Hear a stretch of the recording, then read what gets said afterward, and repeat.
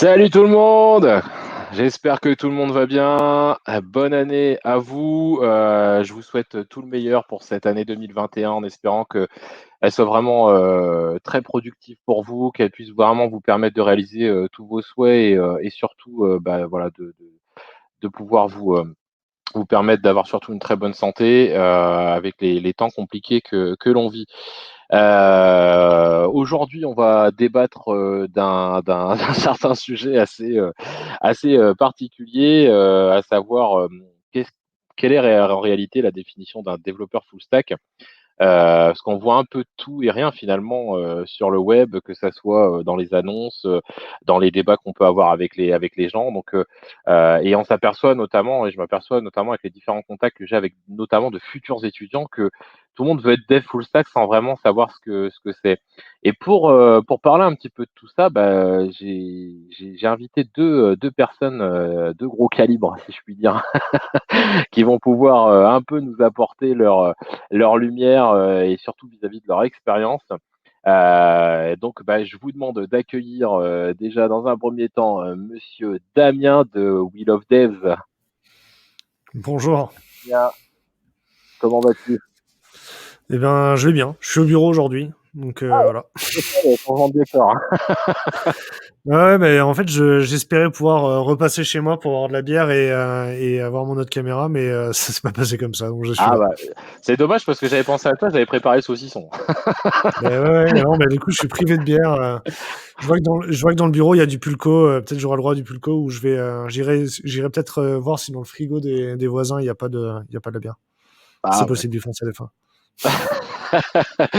Bon écoute, qu'est-ce qu'on peut te souhaiter déjà pour cette nouvelle année avec Wheel of Devs? En 2020, avec Wheel of Death, en vrai, on a plein de projets en 2020. L'équipe a envie de faire plein de choses nouvelles. Euh, Moi, en 2020, ce que j'aimerais, c'est qu'on arrive à trouver enfin la réponse. Qu'est-ce qui rend les devs heureux? C'est une question qu'on explore depuis 4 ans. Et aujourd'hui, j'aimerais bien que cette année, on arrive à une réponse un peu complète, même si c'est plusieurs réponses en une, avoir Mm. une réponse complète et la fournir, la livrer à la communauté sous la forme de, je sais pas si c'est un livre blanc ou quelque chose comme ça, mais c'est ça. On veut savoir qu'est-ce qui rend les devs heureux en 2021. D'accord. C'est des bonnes valeurs, hein, clairement. C'est vrai qu'aujourd'hui, on parle beaucoup je dirais, de la problématique que tout le monde rencontre, à savoir vouloir impérativement trouver un emploi, mais c'est normal, c'est le côté alimentaire de la chose aussi. Et puis bon, bah voilà, on travaille tous pour ça. Mais c'est vrai qu'on oublie souvent de parler du bonheur au travail et malheureusement, c'est même très souvent écarté, un peu trop à mon goût d'ailleurs. Et puis, faut voir que si un développeur qui cherche du travail aujourd'hui, ou qui est sans emploi aujourd'hui, sait sincèrement ce qui le rend heureux, en fait, ça augmente vraiment ses chances de trouver du travail parce que il va créer du lien de manière plus sincère avec les recruteurs, avec les différents interlocuteurs de l'entreprise. Et là où aujourd'hui, c'est pas évident que c'est la personne qu'on devrait recruter, ça va le devenir évident. C'est pas incompatible de chercher son premier emploi et de chercher un premier emploi où on sera heureux. Pour moi, c'est plus que compatible en fait. Tout à fait. Tout à fait. Après, je pense que c'est une question aussi de peut-être d'éducation par la suite au niveau managérial. Je pense qu'il y a un gros travail là-dessus au niveau éducation même à amener dans le monde du manager parce que c'est vrai que bon, pour avoir été manager, c'est vrai que c'est difficile hein, de mettre tout ça en place. Mais bon. On va accueillir tout de suite Mister Lior qui est présent parmi nous. Monsieur Laure, comment tu vas? Salut Bonne tout le monde, année. je sais pas si tu m'entends bien, j'ai mis le micro hors champ pour pas perdre trop Ouais, de ouais, visu. on t'entend, on Est-ce que, t'entend. est-ce que tout le monde a un fond vert? Parce que moi, j'ai pas de fond vert, mais je peux aller en chercher un. Non, Il va alors, falloir que t'investisses, en hein. fait, j'étais un peu déçu par StreamYard parce que sur Google Meet, tu peux sans Ouais, fond vert mettre un flou en fait. Parce que moi, enfin, Ouais, ouais. un c'est jour, vrai. je vous montrerai pour la beauté du geste ce qui se passe derrière moi. C'est un bordel sans nom, quoi. Moi, Et, c'est un euh, mur, hein. Donc pour le coup, et du coup, j'ai j'étais juste mis très quoi. déçu parce qu'il y a 2 minutes, là, quand je me suis connecté, je me suis dit, ah merde, faut sortir le fond vert, faut le déplier et tout. Enfin, bref. Donc, je me suis muni quand même d'un fond vert, Damien. Et donc, t'es dans OBS, quoi. Ben, moi, en fait, j'ai un fond vert Elgato que tu vois, tu sors, alors qu'avant, j'avais un drap, fallait mettre des pieds, c'était un bordel sans nom, quoi. Là, maintenant, je le sors, je le déplie, je le rentre et merci. Bon, enfin, pardon, ça n'a rien à voir avec le sujet, tout ça, mais c'est sûr que j'ai dû investir un peu pour mon activité de youtubeur et de formateur, quoi. J'espère que vous allez bien, les gars. Hein. Je viens d'arriver, du coup. Écoute, ouais, ça va. Hein. Enfin, on essaye de J'ai faire comme il faut. Hein. j'ai suivi en backstage, des discussions à ces pauvres développeurs. Alors, qu'est-ce qu'ils sont mécontents de leur travail. Alors là, vraiment, hein, pauvres gens. Hein. Bon, est-ce qu'on a dit ça là Non. Outre ça, Damien, je sais pas si tu as remarqué, mais la dernière fois qu'on s'est croisés, en fait, finalement, le sujet que j'abordais était aussi axé sur le bonheur des Oui. développeurs au travail, sur un autre angle, hein, bien sûr, mais sur les bonnes pratiques qui, La bonne pratique. bah, tu sais, sur les pratiques qui pouvaient t'amener, entre guillemets, à être plus serein quand tu codes, à avoir moins de stress, à être plus Ah, mais encadré ouais. par tes tests unitaires, à être, tu vois, être un peu plus serein quand tu rentres à la maison en te disant que tu n'as rien pété aujourd'hui en bossant, que la dernière Ouais, donc, fonction que tu as fait ne va pas te donner du boulot dans 6 mois pendant des heures et des heures. C'était aussi ça et ça m'a frappé que après, mais en fait on a parlé des deux phases de la pièce de comment tu peux être un peu plus content déjà d'aller au boulot le matin et de rentrer chez toi le soir. Quoi. allez, les outils sont nécessaires pour qu'on soit heureux. Hein. Tu es sûrement plus heureux quand tu as un bon outillage qui t'angoisse pas. Hein. C'est certain. Ouais, c'est sûr. Et puis Clairement. bon, je pense que c'est un tout. Il y a une question d'ambiance. Et c'est vrai que c'est pour ça que je trouve que le remote revient de plus en plus aussi dans les conversations parce que aujourd'hui, suite au confinement, etc., ça a quand même un peu forcé les choses. Et finalement, il y a beaucoup de boîtes qui se sont dit, c'est pas si mal que ça finalement de travailler tous chez soi. C'est pas si mal. Alors ça ouvre la porte. Je dis pas que ça doit être une généralité, hein, loin de là, parce qu'il faut que tout le monde y trouve son, son plaisir. Hein, mais en tout cas, pour les gens qui en sont férus, et notamment comme moi, tu vois, par exemple, je trouve ça top, parce que du coup, on ouvre un petit peu les chakras là-dessus. C'est pas mal. Salut tout le monde, salut. Bah ouais, je suis content de voir des gens que j'ai l'habitude de voir. Dave le Psy aussi, que je vois souvent Ouais, sur les lives. ouais, il est très présent aussi sur Twitter. On a fait connaissance il y a quelques temps, notamment sur Twitter, et c'est quelqu'un de voilà qui est très passionné. Donc, Alors, Jerry, c'est puisque c'est ton premier live de la ouais, communauté, est-ce que tu voudrais réexpliquer le le concept? contenu. Le concept d'Iter, clairement, il est assez simple en soi. Le but, c'est d'essayer de faire en sorte d'apporter des solutions de manière collective et tous les uns avec les autres et pas les uns contre les autres en fait, parce que à travers les différents articles qu'on a pu voir et notamment un que j'ai écrit, les différentes réactions que j'ai pu en avoir, que ce soit sur LinkedIn, etc., les commentaires, les gens venaient me voir et m'en parler. Et c'est vrai que d'une part, ça fait plaisir dans le sens où ça fait quand même pas mal de temps que je mets un peu le doigt là-dessus en disant attention, ça risque de faire mal. C'est plutôt bien parce que les gens ont vraiment pris conscience. Je pense qu'il y a une réelle prise de conscience, hein, que ça soit un peu partout. Hein. Enfin, en tout cas, pour tout ce qui est bootcamp, etc. Et même au niveau des devs, même au niveau des recruteurs, il y a de plus en plus de recruteurs qui prennent conscience de la problématique. Et en fait, voilà, je me suis dit à un moment donné, communiquer dans l'agressivité, c'est pas moi, enfin, je sais pas faire, c'est pas mon truc. Si je devais vouloir faire les choses, comment je le ferais? Et au final, en y réfléchissant et en discutant avec beaucoup de gens, je me suis aperçu que de toute façon, moi, tout ça, je ferais aucune solution. Enfin, je trouverais aucune solution. Donc l'idée, c'est de trouver des solutions, mais tous ensemble. Mais quand je dis tous ensemble, que ce soit les bootcamps, les écoles, les services de l'État, les entreprises, les développeurs, les médias, tout le monde, c'est-à-dire tout le monde main dans la main pour essayer de trouver une solution et une sortie un peu plus positive de ce qui se passe actuellement. Alors, on vit pas dans le monde des bisounours, et ça, j'en suis totalement cohérent Mhm. là-dessus. Mais si on peut essayer d'arranger les choses pour ne serait-ce qu'une bonne partie des gens, je pense que ça serait pas mal. Donc, on intervient un peu plus en after formation euh, vis-à-vis des gens qui ont été formés. On essaye de les coacher, de leur apporter des solutions, des clés. Là, ce mois-ci, on va faire un coaching live avec Shirley qui va donner un peu de conseils un peu à tout le monde. Notamment sur la partie emploi en question, candidature, etc. Donc, d'apporter vraiment des pièces concrètes, mais aussi un peu venir sécuriser le tout en donnant des garanties aussi par la suite aux recruteurs et aux entreprises. en leur disant voilà, nous on vous propose de venir voir les gens qui font des projets chez nous et d'essayer d'au moins de vraiment de leur laisser leur chance quoi. Donc l'idée c'est d'organiser des projets et de faire progresser les gens par la pratique, mais aussi par le conseil et l'entraide quoi, tout simplement. Il y a pas, j'ai pas fait un truc révolutionnaire, hein, ça existe dans bien des domaines et dans l'idée c'était ça, c'était vraiment de rassembler plus que diviser quoi. Bah, c'est pas mal déjà, c'est super. C'est une bonne Ouais, initiative. oui, oui. Le coaching Shirley, ça va être sympa. Bon, par contre, tu as remarqué quand tu as dit communiquer sans agressivité, je sais pas faire, j'avais envie de mettre, tu sais, le même du mec faisant. Non, non, je suis pas quelqu'un d'agressif. Alors, parfois, je peux paraître par l'écrit, mais c'est souvent la compréhension à l'écrit est souvent difficile entre guillemets et peut porter à confusion. Mais je suis vraiment quelqu'un qui a aucune agressivité en lui, quoi. Voilà, c'est un peu le Mister Zen, quoi, si tu veux. Donc, et je pense que taper sur la tête toutes les 5 minutes. Enfin, on peut faire des reproches aux gens, mais à un moment donné, c'est bien les reproches, mais c'est aussi bien de proposer des solutions, quoi. Donc, je pense on a passé ce cap de vouloir trouver le coupable. Maintenant, passons à autre chose et essayons d'avancer, quoi. Pour les gens qui sont pas dans le bail, là, on parle quand même vachement en paraphrase. Euh, ça doit être compliqué pour ceux qui n'ont pas suivi. Mais attends, on est d'accord que quand on parle de chercher les coupables, c'est d'avoir reproché aux formations d'avoir formé trop de gens, c'est ça? Ouais, principalement, et puis ou aux entreprises aussi de pas laisser la chance aux juniors. Enfin, c'est un Mhm. tout. Si tu veux, tout le monde s'est fait un peu des reproches. Chaque camp s'est fait des reproches un peu dans tous les sens. Donc, et Ouais. ce qui est humain en soi, ce qui est humain, parce qu'à un moment donné, quand il se passe quelque chose d'assez grave, parce que pour certaines personnes, c'est vraiment des situations assez graves.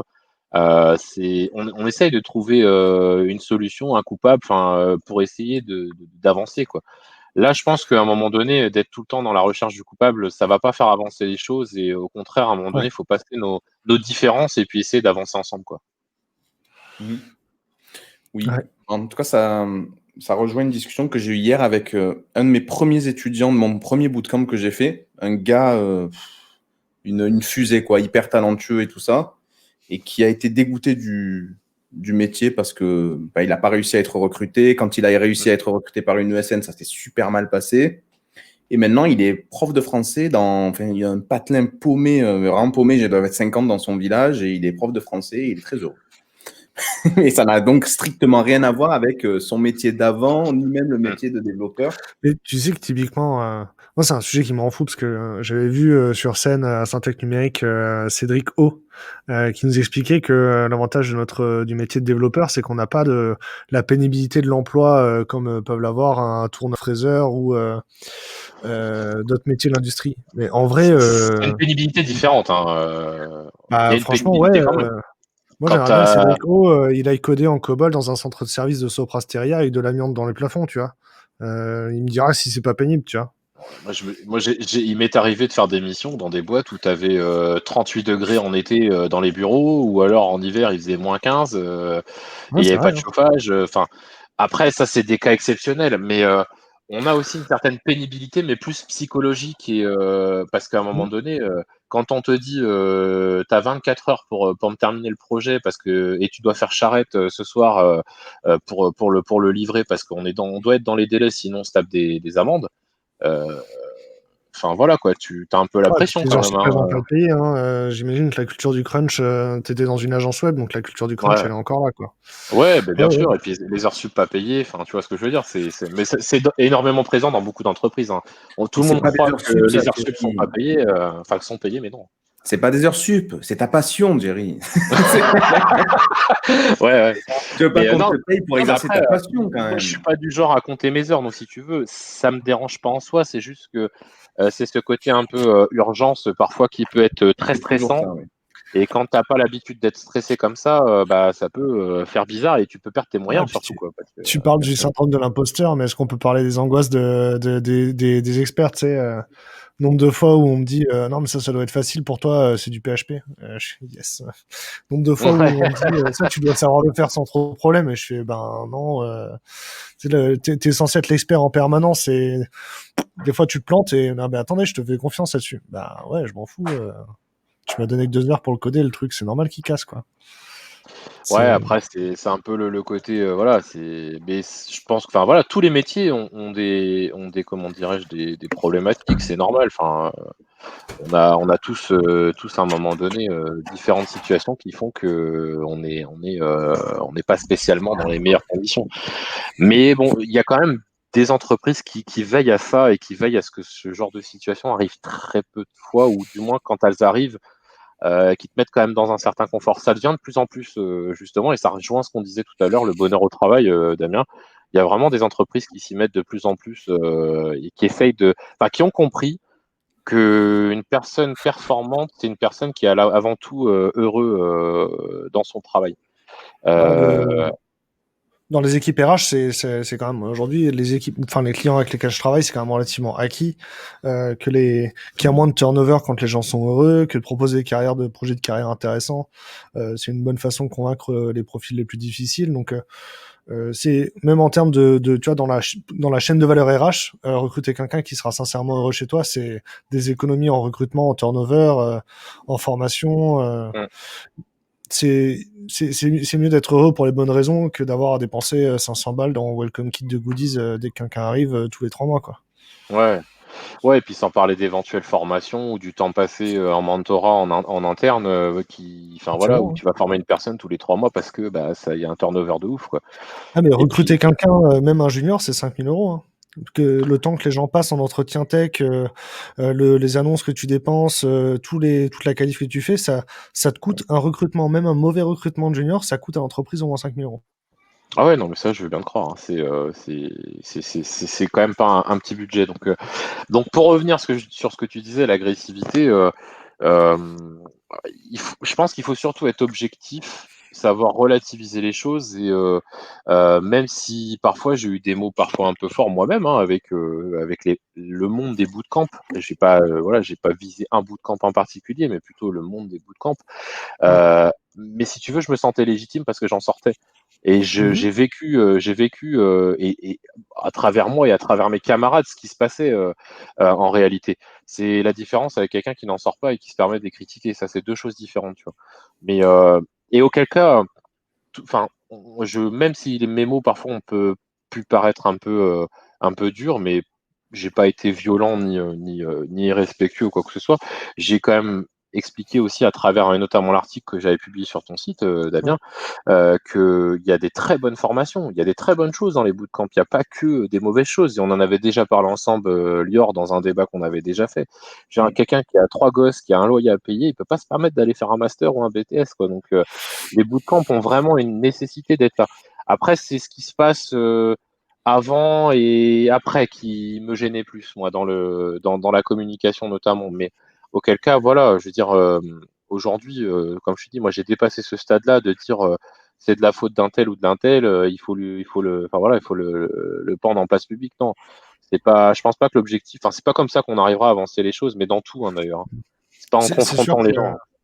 je trouve ça totalement légitime quand tu sors d'une formation et que tu trouves pas d'emploi, de remettre en question le fait que la formation, on relance des formations et d'autres apprenants. Je trouve ça normal que tu sois choqué, voire outré, et que tu comprennes pas spontanément. Enfin, moi, ça me choque pas, hein, Mm. le Ou qu'on sentiment te que dit qu'on tu va te faire exprimes. faire ça derrière, et puis qu'en fait tu t'aperçois qu'il n'y a rien du tout, quoi. Donc ça aussi, Mm. voilà, après c'est des trucs, bon, je veux dire, c'est comme ça, c'est pas, à un moment donné, voilà, et puis auquel cas, il y a beaucoup de gens qui idolâtrent peut-être aussi le monde des bootcamps et les écoles, entre guillemets, si je puis dire, mais qui oublient avant tout que c'est des entreprises. Et auquel cas, voilà, des entreprises sont là pour gagner leur vie, c'est normal. Complètement. Il faut bien payer les salaires des gens qu'ils embauchent. Enfin, on est tous contents à un moment donné quand on a un CDI dans une entreprise, on se pose pas la question de se dire, ah ouais, mais au fait, comment on finance mon salaire? C'est normal, je veux dire, Ouais. c'est totalement humain. Donc, mais et aujourd'hui, voilà, c'est ce que je te dis. C'est pour ça que moi j'ai dépassé ce stade-là. Chercher des coupables, c'est pas ce qui va nous faire avancer. Donc, aujourd'hui, voilà, il faut absolument qu'on arrive à réunir les gens. C'est d'ailleurs l'appel que j'ai fait sur LinkedIn hier, hein, où Mhm. j'aimerais en fait qu'on organise clairement une table ronde avec tous les représentants possibles, pas spécialement toutes les écoles, mais tu vois, un représentant ou deux d'une école, un représentant éventuellement, si on a la chance, alors après ça c'est compliqué, mais d'avoir quelqu'un de chez Pôle Emploi, éventuellement des patrons, des CEO d'entreprises, ou des recruteurs, même des médias, tu vois, comme toi par exemple, Damien, etc. Ouais. Dans l'esprit de dire rassemblons-nous. posons-nous les questions, et par rapport à ces questions-là, essayons de trouver des réponses ensemble, quoi. L'idée, elle est toute simple en réalité. Il n'y a que par le débat qu'on peut arriver à trouver des solutions. C'est pas chacun dans son coin imaginer qu'on va avoir l'idée du siècle, quoi. Je veux dire, il faut que tout le monde soit d'accord, parce que c'est un maillage en fin de compte, hein. Tout va ensemble, hein. Si le développeur ça va pas dès le départ, ça va pas spécialement être la faute du bootcamp ou d'entreprise qui va pas le prendre derrière. Ça va pas forcément être la faute non plus de Pôle emploi. Enfin, c'est un maillage. Si les différents maillons de la chaîne ne sont pas bien soudés, la chaîne à pète. C'est logique. C'est logique. Et on aura l'occasion d'en reparler un peu la semaine prochaine. Rayed sera dans le live la semaine prochaine. On va faire un peu le point vis-à-vis du live qu'on avait fait chez toi, Damien. Un peu 2 mois après, et avec tout ce qui s'est passé entre-temps, parce qu'il y a eu d'autres choses, et puis il y aura sans doute encore d'autres choses à venir au niveau actualité sanitaire, de voir un peu faire le point, mais plutôt poser la question, genre, voilà, il y a 2 mois, on alertait et on est intervenu sur tel sujet, où on en est actuellement, et éventuellement, quelles seraient les pistes, et puis éventuellement recueillir aussi les solutions qui peuvent être apportées par la communauté, parce qu'il n'y a pas que il n'y a pas que les formateurs, etc., qui peuvent trouver des solutions. Je pense que les gens ont peut-être des idées aussi. Enfin, l'idée, c'est vraiment de suivre le truc un peu comme un fil rouge et pas laisser tomber, quoi. Je pense même que les formateurs, ils n'ont pas forcément de solution à apporter. Enfin, moi, je sais que là, j'ai discuté un peu avec les frérots d'un organisme de formation que j'apprécie fortement, même si je sais que j'ai eu beaucoup de critiques en interne, en tout cas, pas toujours en externe. Ça se fait pas vraiment quand tu bosses pour quelqu'un d'aller sur Twitter et de dire ouais, mais ça c'est nul, ça c'est nul. Mais en interne, en tout cas, on a eu des critiques constructives et c'est en train d'être suivi, entre guillemets, notamment sur le fait de pas dire voilà, on va vous prendre 3 mois et après à plus. On a très souvent dit 3 mois c'est pas assez et c'est en train de là maintenant on est plus dans l'idée de enfin ils sont parce que moi je suis indépendant en fait hein, je ne fais que facturer des organismes pour qui je travaille. Cet organisme là auquel je tiens beaucoup, ils sont en train de se repositionner maintenant sur des parcours où effectivement ton bootcamp dure toujours 3 mois, mais derrière tu peux raccrocher sur un autre bootcamp avancé. Alors attention, il faudra avoir passé un certain nombre d'étapes dans le premier pour pouvoir accéder au deuxième. Ouais, et derrière, maintenant ils ont rajouté un 4e mois pour avoir un projet tutoré pendant tout un mois, vraiment en équipe, dans conditions réelles entre guillemets. Donc ils commencent à se dire que en fait il faut aller plus sur un parcours de formation qui t'amènera au stade où vraiment, tu n'as pas juste, bon, j'ai eu une initiation à toutes ces technos et maintenant, il faut que je me démerde à savoir comment ça fonctionne. Ah, c'est ça. Est-ce que dans cette conversation, le 3, il est au début ou à la fin? De l'organisme. Tu fais les paraphrases et du coup, en fait… alors non, t'as raison, non. Même moi, je ne sais pas. Soyons clairs, j'ai discuté un peu dernièrement avec mes collègues de la 3WA. La Webforce 3, ça fait longtemps que j'ai pas discuté avec eux et pour être complètement transparent, il y a moins de… Enfin, en tout cas, moi, j'y ai trouvé à l'époque où j'ai travaillé à la fois pour les deux, j'avais moins d'accès à la discussion avec des gens, entre guillemets, du siège, je sais pas comment te dire, mais pas les gens qui me gèrent en temps réel sur le local. On a moins d'occasion de discuter réellement avec des gens, en tout cas à l'époque où j'y étais, c'était il y a 2-3 ans à la Webforce 3, qu'avec la 3WA, où il y a quand même malgré tout la possibilité à un moment de dire à des gars, vous voyez bien que ça va pas, ça va pas, ça va. Je dis pas que tout de suite ils réagissent, hein. Des fois ils te disent, va te faire foutre, mais des fois ils te disent, non, ça c'est légitime et on peut en discuter, quoi.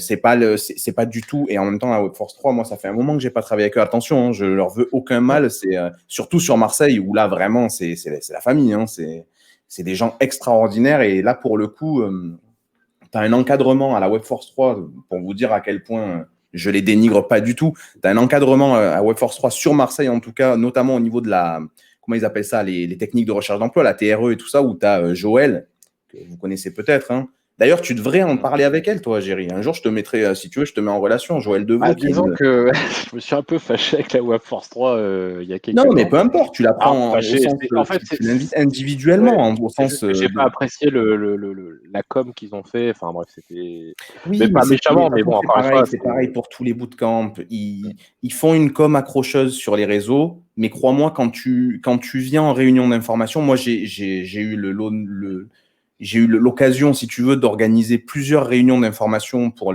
ces centres. On explique bien aux étudiants ce qu'il en est. C'est-à-dire que si tu veux, tu as l'accroche de la com web qui est viens, tu vas te régaler et tu vas devenir développeur. Et tu as ensuite la réunion d'info où là, très souvent, les gens sont plutôt, enfin, en tout cas dans les réunions dans lesquelles je me suis trouvé, donc c'est des réunions locales sur Marseille, et à ce que j'ai compris, c'est pareil au niveau national partout. Les réunions te remettent quand même les pieds sur terre sur qu'est-ce que tu vas bouffer dans la gueule pendant 3 mois parce que tu vas en manger plein la gueule. C'est extrêmement difficile et il va falloir que tu sois ultra motivé. Il va falloir que tu bosses très probablement en plus des cours en 35 heures, 2-3 heures de plus à la maison chaque jour si tu veux vraiment être au top. Et évidemment que derrière, si tu es recruté, tu seras recruté vraiment en tant que junior tout en bas de l'échelle. Donc, tu pars pour un voyage. Qui est compliqué. Et c'est pour ça souvent qu'on dit que les reconvertis, c'est des gens qui ont un courage incroyable parce que déjà, s'ils ont signé, après avoir une réunion avec moi, une réunion d'info, avec moi et notamment avec l'ami Xavier qui se reconnaîtra, si tu signes, c'est que vraiment, t'en veux, quoi. Parce qu'on essaye vraiment, tu sais, malgré tout, on écrème un peu.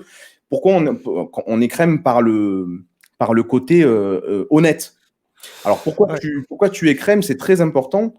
Combien de fois tu vas te retrouver avec un étudiant qui, vraiment, au bout d'une semaine ou deux, se dit mais non, mais je peux pas faire ça. C'est pas mon rythme. Deux, finalement, c'est pas non plus une passion. Franchement, rester devant le PC pendant toute la journée, j'ai pas envie. Et en fait, tu te retrouves avec des étudiants et c'est ce qui se passait dans les premières années des bootcamps. Tu prenais à tout va, hein. Tu prenais des gens et Pôle emploi aidait bien aussi, hein, soyons clairs. Hein. C'est ouais, vous pouvez nous le prendre, ça nous sort des stats. Prenez-le pendant 3 mois, faites-le balader. Donc c'était vraiment pas ouf. Aujourd'hui, c'est plus du tout le cas. Aujourd'hui, je dis pas qu'il n'y a pas de défaut, attention, mais je dis que on va dire maintenant, tu as vraiment un grand pourcentage de gens qui sont là en sachant ce qu'ils vont bouffer et en ayant fait d'ailleurs au préalable souvent des exercices à la maison, des trucs comme ça, ce qu'ils appellent, chez certains, c'est le programme mois zéro, chez certains, c'est le premier mois, je ne sais pas comment ils appellent ça, mais c'est en gros, on va te faire bosser à la maison avant le début de la formation, ne serait-ce que pour que tu comprennes que voilà, c'est de l'informatique, mon gars. Enfin, est-ce que ça te plaît déjà d'être 3 heures devant le PC? Est-ce qu'à un moment donné, c'est pas le mauvais boulot pour toi, tu vois? Parce que si au bout de 2 heures devant le PC, t'en as marre, quelque part, viens pas chez nous, ça sert pas à grand chose. Mais tout ça pour dire, je vais me résumer parce qu'en plus, on n'est pas sur le sujet en fait pour lequel tu nous as invité, donc je vais me résumer. Ouais, mais c'est pas J'ai grave, c'est toujours intéressant l'impression d'avoir que votre avis. malgré Ça tout, laisse le temps aux gens d'arriver aussi tranquillement comme ça. les coups de gueule, les coups de gueule des étudiants, les coups de gueule de certaines recruteuses, d'accord, enfin des trucs comme ça, et surtout des formateurs, parce que moi je vais te dire, hein, aujourd'hui, je vais être très honnête, je ne fais plus les bootcamps niveau 0. Je ne fais plus les bootcamps de gens qui arrivent en reconversion. Je fais les bootcamps qui sont juste derrière. C'est quoi les étudiants que je reçois? C'est des étudiants qui, ont fait le premier bootcamp, donc ont compris les bases, donc j'ai plus besoin de leur expliquer c'est quoi une variable, et ça, c'est un plaisir incommensurable. Voilà, on va se le dire. Même si j'aime bien le fait d'expliquer des choses de débutants, parce que je sais que je me suis perfectionné là-dessus, mais c'est aussi bien d'aller arriver sur de la programmation, des design patterns, des trucs vraiment rigolos. Et deux, surtout quand tu commences à présenter la machine à café, là, franchement, mais celle qui oui, fait le mais tu vois, cappuccino et tout, celle-là. on peut jouer un peu plus. Et deux, ce sont des gens dont, a priori, s'ils finissent les 3 mois du deuxième bootcamp, mais c'est sûr qu'on va les trouver. D'ailleurs, tu vois que le taux d'emploi, tu sais, quand tu fais étudiants qui sont passés ici sur ce bootcamp-là, combien il y a de gens qui sont en emploi, tu vas avoir des grosses surprises parfois. Tu vas dire, attends, en fait, tu as 50% des gars, ils sont retournés bosser chez McDo ou ailleurs. Enfin, c'est quand même dommage. Et parfois, des gens incroyablement talentueux, tu vois. Là, sur les bootcamps que je fais moi, j'ai plus ce poids sur les épaules qui me donnait presque, tu sais, j'étais presque en sueur, quoi. C'était, attends, en fait, t'en as la moitié là, même s'ils sont talentueux, ils n'y arriveront pas. C'est intenable. Quand tu as un peu d'empathie et tout pour les gens, tu peux crever de ça. Donc, j'ai arrêté les bootcamps niveau 0, je fais des bootcamps avancés, parce que je sais que là, tu as 99, enfin j'abuse, mais il faut vraiment qu'il y ait un pépin énorme pour que la personne que tu es en train de former ne se retrouve pas en emploi. Enfin bref, ça, mais je pourrais t'en parler des heures, hein, de comment Ah, mais les plus grosses comptes. c'est vraiment, il y a beaucoup de choses à en dire. C'est pour ça que c'est des choses qu'on peut pas traiter qu'en une seule fois. Mais là, il y a Devertry qui met un message. Autre problème, le métier de dev front est amené à disparaître à cause du no-code. Alors ça, c'est un gros débat. Très franchement, on avait dit la même chose à l'époque avec les CMS. Enfin, Oui, c'était pas des dev front, mais ouais. quand j'étais Aujourd'hui, nouveau, tu as beaucoup c'était plus de ça, hein. développeurs sur le marché qu'il y a 10 ans et les CMS existent toujours, ils cartonnent toujours d'ailleurs. Tu peux faire du no-code aussi avec un WordPress en mettant un élément de Tor dedans, c'est pareil. Mais auquel cas, si tu veux vraiment, enfin, c'est bien si tu veux faire des sites vitrines et faire un peu de web agency vite fait pour de la PME, quoi. Mais à partir du moment où on va te demander un projet hyper poussé, hyper C'est vrai. technique, le no-code, Bon, je pense que le pour no-code, l'instant, c'est c'est pas assez. principalement un danger pour les développeurs PHP qui font des vieux sites tout pourris sur des mutu OVH, quoi. Mais sinon, pour le reste du monde, ça va aller, hein. Ouais, je J'avais pense que envie de ça troller peut. les développeurs PHP gratuitement, spécialement pour Cookiestar. Gratuit, complètement gratuit. On va pas s'entendre, hein. On va vraiment pas s'entendre. Non, mais quand je parle de développeur PHP, on mon se langage comprend. préféré tranquille. Laissez-le tranquille, ce On, pauvre on langage. sait que dans le développeur PHP, il y a le développeur PHP du dimanche comme moi qui fait du PHP, qui le pousse via FTP, et le développeur PHP Symfony qui développe des gros trucs, et qui aime bien les grosses bases de données, etc. Ça n'a rien à voir, c'est pas comparable. Non, et puis quand on voit le marché, et notamment les différents frameworks et librairies qui sont utilisés, notamment en front, enfin,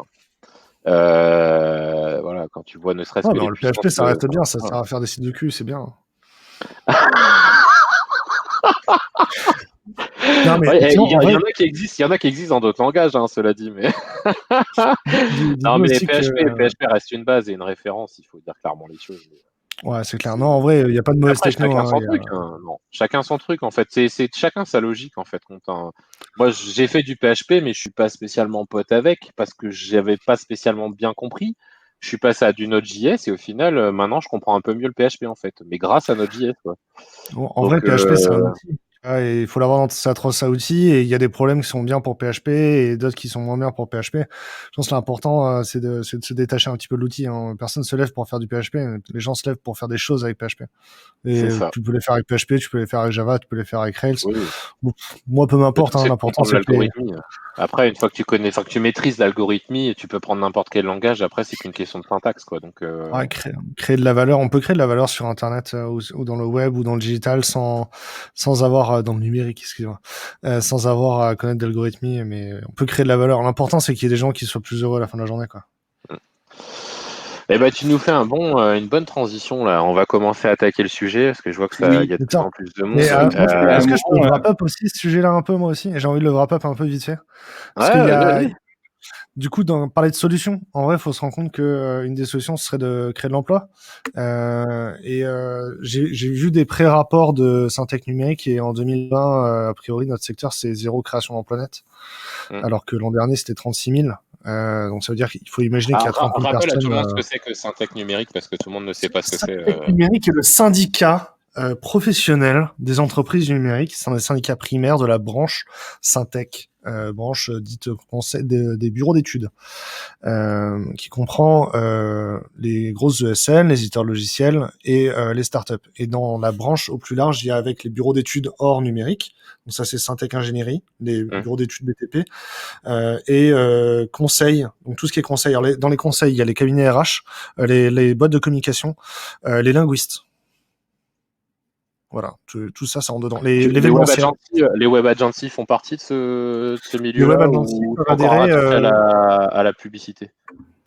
Ils peuvent faire ce qu'ils veulent. Ils peuvent soit adhérer à Syntec Conseil, soit adhérer à Syntec Numérique, soit adhérer au monde de la pub.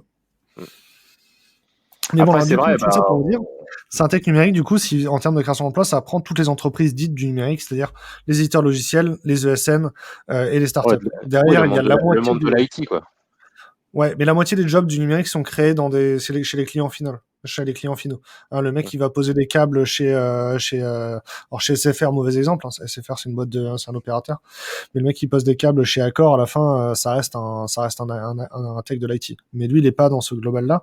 Et donc, il faut se dire qu'on a formé, on avait prévu, enfin quand je dis on, c'est genre les organismes de formation, c'est vraiment un consensus hyper large, les organismes de formation, les entreprises, le pouvoir public, les conseils publics, Pôle emploi, etc. On avait prévu de former 36 000 à 40 000 personnes pour les créations de postes qu'on avait prévues et les créations de postes qu'on n'avait pas pu remplir en 2019 et qu'en fait, on n'a créé aucun emploi net en 2020. Il faut se dire qu'il y a ce stock-là de personnes qui ont été formées en 2020 et qui sont encore en charge emploi active aujourd'hui, qui doivent arriver sur notre filière en 2021.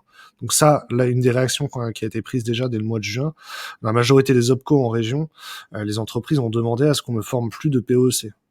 D'accord. Ouais. Parce que les PEC, c'est les entreprises qui les payent. Ouais, c'est eux qui payent, c'est ça. Donc on veut plus payer pour des gens qu'on va pas recruter, d'accord. Donc les entreprises ont demandé à ce qu'il y ait plus de PEC. Et le deuxième sujet qui va venir beaucoup sur le dessus de la table, c'est Transition Pro. Transition Pro, c'est l'ancien fonds GESIF et c'est un dispositif qui va être vraiment remis au goût du jour dans les 2 prochains mois. L'État va mettre beaucoup de budget. Alors, ils annoncent des budgets, mais en fait, c'est les budgets qui sont pas sur les PEC, qui vont être sur Transition Pro. Parce que même si notre secteur, il a pas créé d'emploi, il y en a beaucoup qui ont détruit de l'emploi à côté. Et en fait, on reste un des meilleurs secteurs, des secteurs qui est en meilleure santé par rapport aux autres. Un des 5. Ouais. C'est vrai. Le but de Transition Pro, c'est que les secteurs qui détruisent de l'emploi, au lieu de mettre les gens au chômage, ils les forment pour qu'ils soient reconvertis avant d'avoir touché le chômage, pour les ramener vers un autre secteur. Voilà, c'est les éléments de solution qu'il y a aujourd'hui. Ça, c'est bien parce que ça permet aux gens, d'une part, d'avoir une sécurité financière, parce que du coup, ils continuent à percevoir leur salaire pendant leur formation. Et puis, si jamais ça capote ou quoi que ce soit, à la base, ils sont pas censés avoir perdu leur emploi tant qu'ils n'ont pas signé une éventuelle accord de rupture conventionnelle, quoi. Donc, du coup, Devlepsy, pour l'apprentissage, c'est une réforme qui a été engagée il y a un peu avant, je pense qu'elle a été engagée en 2018. Parce qu'en fait, il faut voir que l'alternance dans le numérique, on l'utilise pas assez, alors que les développeurs sont des artisans et les artisans ont des apprentis. C'est complètement normal. Et en fait, le contrat d'apprentissage, il est pas adapté pour les cadres parce qu'il y a plein de problèmes dedans. Donc, on l'a réformé en 2018 pour l'utiliser plus facilement. On était obligé d'utiliser le contrat pro au lieu du contrat d'apprentissage côté entreprise, alors que le contrat pro, il est pas fait pour des formations initiales, il est pas fait pour ça. Donc, le contrat d'apprentissage, on l'a porté jusqu'à 29 ans déjà, par exemple. Il y a plus besoin de passer au prud'homme pour rompre le contrat. Les grilles de salaire, elles ont été réévaluées pour que les gens soient aussi bien payés quasiment que quand ils sont en contrat pro, etc. Et le contrat d'apprentissage est beaucoup plus simple pour les entreprises à déployer que le contrat pro. Et donc, là, ce qu'on a, c'est que le contrat pro, il fait le contrat d'apprentissage dans le numérique, il fait 20. Alors à l'été, c'était 25% de contrat d'apprentissage en plus que l'an dernier. Mais on ne sait pas exactement dire si c'est des contrats qui auraient dû être faits en pro l'an dernier qui ont été faits en apprentissage à la place, ou si c'est vraiment qu'il y a plus d'alternance que l'an dernier. Ça, des chiffres qui vont arriver en début d'année. Ouais, c'est sûr qu'il y a pas mal de choses à venir parce que, bon, déjà dans différents secteurs, mais c'est vrai qu'il y a du numérique, ils avaient parlé, ça fait un moment qu'ils en parlent justement, bon, déjà avec l'activation de la 5G, ils veulent absolument rattraper un peu les différents trains de retard qu'on a. Je l'ai pas vu arriver la 5G, j'avoue, j'ai été surpris. Mais, parce qu'il y a un vaccin, Damien. On a activé la 5G pour activer les puces dans le vaccin et tout. Je le savais. Ouais, ça y est, c'est ça. C'est exactement ça. Non, mais c'est vrai qu'il y a des choses. Alors moi, j'avais fait différents sondages et notamment un qui était là, tu sais, à l'époque où on a fait le live chez toi, qui était assez intéressant. Alors, je donnerai les chiffres vraiment en détail la semaine prochaine parce que ça serait long quand même d'en parler. Mais ce qui est en tout cas à noter, c'est que grosso modo, pour vous la faire courte, il y a que 12% de personnes en sortie de formation. Alors j'ai tout, c'est-à-dire université compris. Voilà, c'est pas que les bootcamps, c'est vraiment tout le monde. Il y a que 12% de personnes qui sont en CDI et il y a presque 75 personnes, 72, 73% de personnes qui sont qui sont au chômage, quoi. Donc, alors après, on a dans ces 75% qui vont repartir dans une nouvelle formation. À partir du moment où ils sont encore au chômage, ils sont encore au chômage, quoi. Donc, et ça, on s'étendra un peu plus sur les chiffres. Et c'est vrai que ça se rapprochait très fortement de moi, ce que j'avais l'impression de constater, que ce soit sur mon LinkedIn, avec les relations que j'ai de part et d'autre. Et j'espère que ces choses-là vont évoluer. C'est vrai que on en avait un peu parlé, et notamment le coup de frein qui a été mis un peu par certaines entreprises, mais ce qui est logique dans un sens, avec ce qui s'est passé au mois de mars. Personne ne savait ce qui allait se passer, et même encore maintenant. Aujourd'hui, on parle encore d'un confinement drastique, éventuellement dans les solutions, quoi. À partir de la reprise, ça va prendre 3 ans de rattraper tout le retard Oui, qu'on c'est a ça, mis en c'est un an. ça, 3 ans. Donc, il faut se dire que tous les chercheurs d'emploi qui ont été générés ou formés en 2020, en fait, on va avoir déstocké ce retard-là que d'ici 2-3 ans. La seule chose qu'on peut faire vraiment aujourd'hui, c'est soutenir les gens dans la durée, et c'est pour ça que les organisations de formation avec lesquelles je travaille ont quasiment tous pris le pas de monter sur des formations de spécialisation ou des formations plus qualifiées à Bac+4, Bac+5, et pour aider les gens en fait à garder la durée dans leur recherche d'emploi, dans leur Ouais, c'est projet ça. professionnel. Faut vraiment, voilà, effectivement. Mais je pense que ça se fait, et les projets comme ITR, ça aide les gens à tenir la Hater, durée. hater. ITR, Hater. ça aide les gens à tenir dans la durée. C'est ça dont ont besoin les gens, et dont a besoin de manière générale notre marché et notre profession, quoi. Ouais. Ouais. Donc pour la petite info, parce qu'il y a beaucoup de gens qui me demandent ce que ça veut dire hater. Hater, en fait, c'est la contraction de acteur et d'IT. Donc c'est acteur de l'IT. Voilà, c'est tout simplement ça. Non, Comme on mais pourrait Ouais, dire un YouTuber. Voilà, tout simplement. Et c'est après, waouh. ça, quand tu dis acteur de l'IT, moi je dis ITR. ouais, bah, c'est pas mal aussi. C'est pas mal aussi. Est-ce que tu Mais, gagnes un point mais de genre, je travaille mon anglais, c'est pour ça. Je travaille mon anglais en même temps. Bon, et si on en revenait à notre sujet principal quand même, parce que les gens ils vont se dire, dis donc, ils sont gentils, mais Moi j'ai Oui, dit parce qu'il y a que il y a toujours une fin au saucisson, les amis. Et moi, cette fin au saucisson, elle est à 19h. bah tu vois, je l'ai prévu, il est là. Ouais. Je l'ai gardé à côté au cas où. Il y a toujours une fin au Euh, saucisson. écoute, on va Moi j'ai dit commencer que par. le full stack n'existait pas, c'est ma position. Je Ouais, reste ok. là-dessus. Alors, attends, Après qu'on change d'avis. on va déjà commencer par Lior parce que. Ah bon? Oui, bah oui, quand même. Chacun son tour quand même, sinon Est-ce c'est que pas tu marrant. full stack Ah. Alors, raconte-moi, il faut que je réponde à quelle question? Qu'est-ce qu'un dev full stack? Ouais, C'est voilà, ça. clairement. Est-ce que, Full ouais, c'est stack, selon toi, c'est quoi un dev full stack? Vous savez que Est-ce que ça existe? vous savez que c'est un saltimbanque, ce Jerry, quand même. Vous savez pourquoi? Parce que je lui ai dit sur Twitter en DM, j'ai dit, mais mec, mais qu'est-ce que j'en sais, moi, de qu'est-ce que c'est un développeur full Mais je te stack? l'ai dit, Il m'a dit, mais c'est pas sujet, grave, tu viens, on discute. Et maintenant, il me met en full screen pour lui dire, c'est quoi un développeur full stack? Écoute, plein la pile. t'es vraiment. Ah, non, mais Écoute, qu'est-ce que c'est qu'un selon développeur toi, full selon stack? toi, est-ce que, enfin, toi, comment tu l'entends en tant que Alors, attends. professionnel du milieu? Parce que c'est ça, en fait. Qu'est-ce que, à ton sens, qu'est-ce que ça veut dire?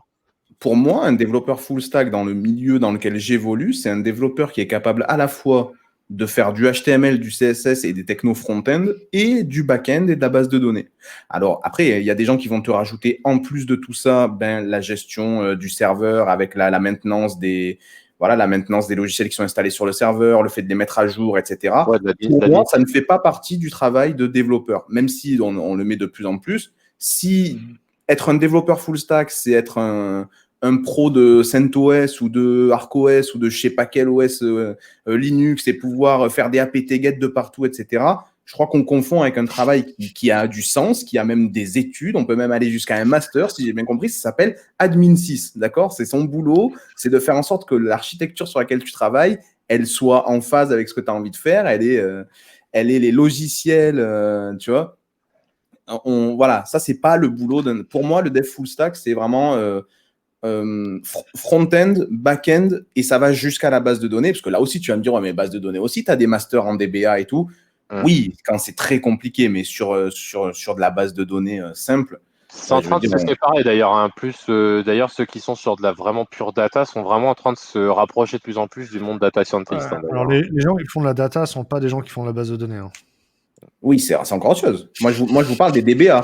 Le DBA, c'est celui qui va non seulement orienter sur la base de données en termes de structuration, mais qui va être capable d'expliquer pourquoi tel index il est plus optimisé que tel autre. Alors que moi, aujourd'hui, pardon, Dan, t'en as déjà vu en vrai des DBA? Parce que moi, j'en entends toujours parler, mais je les ai jamais vus. Tu vois, ça. Alors moi, j'en ai pas vu parce que je n'ai évolué que dans de petites structures. Après, j'ai vu en vrai des DBA au sens où quand j'ai eu des cours de base de données, les profs et les intervenants étaient des DBA. Alors peut-être que c'est le seul débouché quand tu fais DBA, finalement, c'est d'être prof. C'est comme quand tu fais de l'histoire de l'art, tu vois, c'est à la fin, t'es prof d'histoire de l'art. Voilà. Moi, je fais des MCD avec la méthode Meurice, je suis DBA. Bah, je suis persuadé que dans des grands groupes, à mon avis, si tu regardes des trucs vraiment où la data, non pas au sens data scientist, mais au sens optimisation d'accès aux données, etc., les mecs, ils vont pas Ouais, rigoler, ils vont te mettre, tout ça, quand tu as peut-être ils vont jongler entre plusieurs instances de différentes bases de données, de différents moteurs et tout, pour être sûr que derrière, tu vois, chez Amazon, à mon avis, c'est pas le dev front ou même full stack, entre guillemets, qui a mis en place une base de données sur MySQL, je pense. Non, Pour je moi, pense le Mais bon, DBA, c'est je sais plus même pas quelqu'un si qui fait de la c'est maintenance. MySQL d'ailleurs. Pour moi, le DBA, c'est plus quelqu'un qui est responsable de la disponibilité de la base de données que de sa conception. Tu vois, pour moi, la conception, c'est plus des architectes qui le font.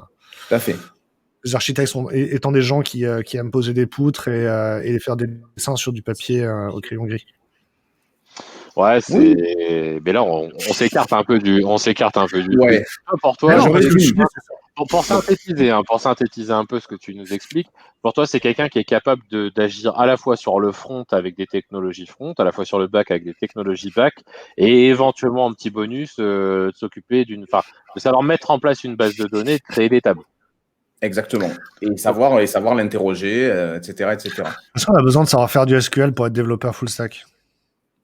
Dans ma Pas forcément du définition, oui. SQL, enfin, je pense pas que ça soit. Parce que si Pourtant, tu Dans joues ma avec un peu définition, oui. Maintenant, tu vois, c'est pour ça qu'on discute aussi. C'est ma définition.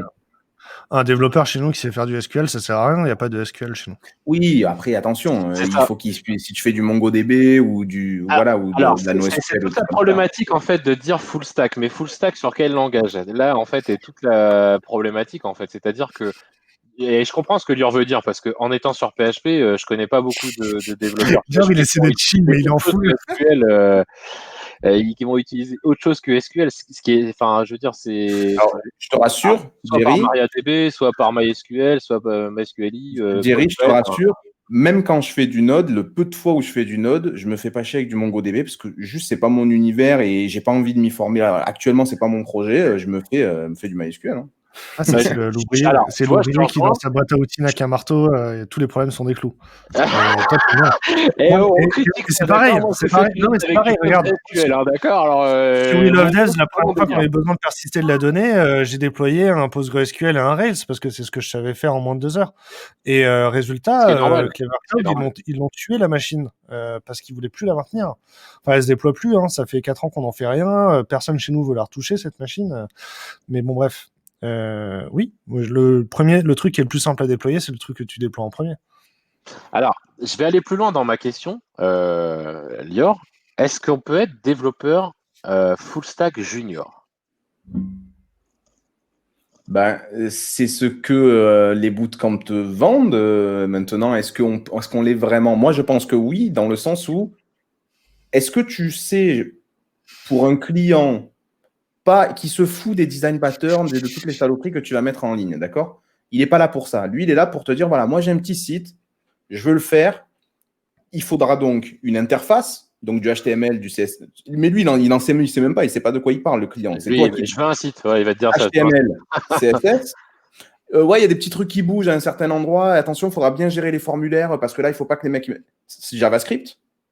Et il faut que derrière, tu puisses quand même m'organiser les données, les enregistrer, les ressortir, etc. Donc, langage serveur, celui que tu veux, PHP, Java, Node, et une base de données, celle que tu veux, MongoDB, MySQL, Postgre, peu importe.